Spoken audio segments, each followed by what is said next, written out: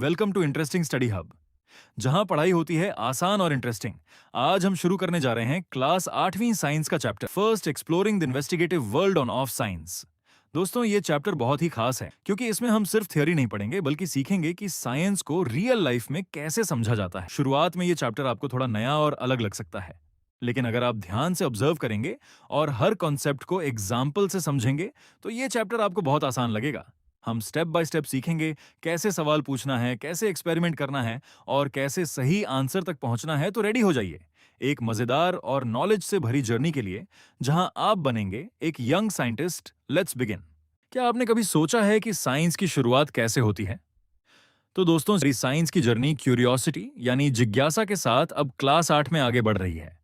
Class 6 में हमने सीखा था कि साइंस की शुरुआत क्यों और कैसे जैसे सिंपल सवालों से होती है। फिर क्लास 7 में हमने समझा कि साइंस हमेशा बदलती रहती है।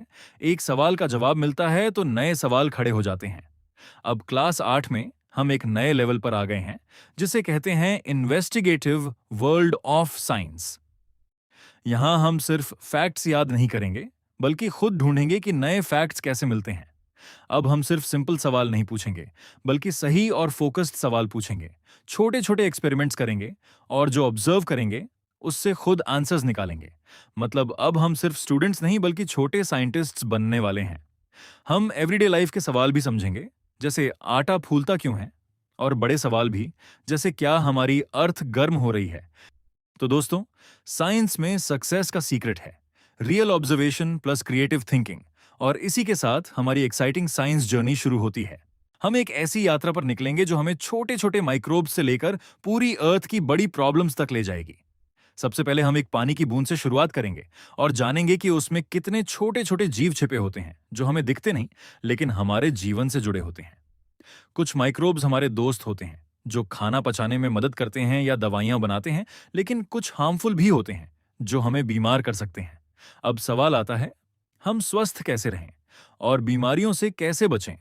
तो इसका जवाब है अच्छा खाना, एक्सरसाइज, मेडिसिन्स और वैक्सीन्स। लेकिन साइंस यहीं खत्म नहीं होती। हम रोजमर्रा की जिंदगी में इलेक्ट्रिसिटी का यूज करते हैं, जैसे हीटर हमें गर्म रखता है और मोटर मशीन्स को चलाने में मदद करती है। अब आगे हम सीखेंगे फोर्सेस के बारे में, जो चीजों को चलाते हैं, रोकते हैं या उनकी डायरेक्शन बदलते हैं। जैसे अगर हम बॉल को ऊपर फेंकते हैं तो वो वापस नीचे क्यों आती है, या कार ब्रेक्स लगाने पर क्यों रुक जाती है। ये सब फोर्सेस की वजह से होता है। इसके बाद हम समझेंगे प्रेशर के बारे में, जो हवा को चलाने में मदद करता है। थोड़ा प्रेशर डिफरेंस, हल्की हवा ज्यादा डिफरेंस।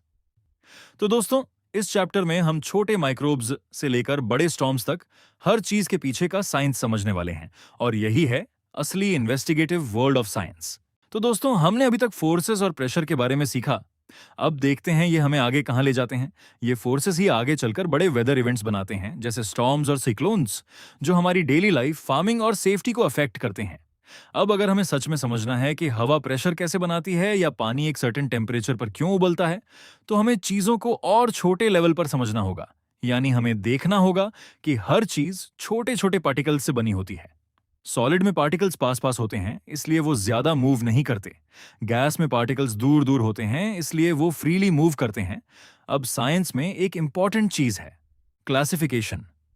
हम आसपास की चीजों को 3 पार्ट्स में बांट सकते हैं: एलिमेंट्स, शुद्ध पदार्थ; कंपाउंड्स, 2 या ज्यादा एलिमेंट्स मिलकर; मिक्सचर्स, जिन्हें अलग किया जा सकता है।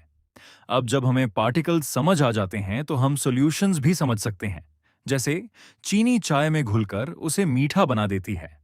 इसके बाद हम एंटर करते हैं लाइट की दुनिया में। हम सीखेंगे कि लाइट कैसे मिरर से रिफ्लेक्ट होती है और लेंसेज से बेंड होती है। इसी वजह से हम स्पून में अपना इमेज देख पाते हैं और चश्मा पहनकर साफ देख पाते हैं।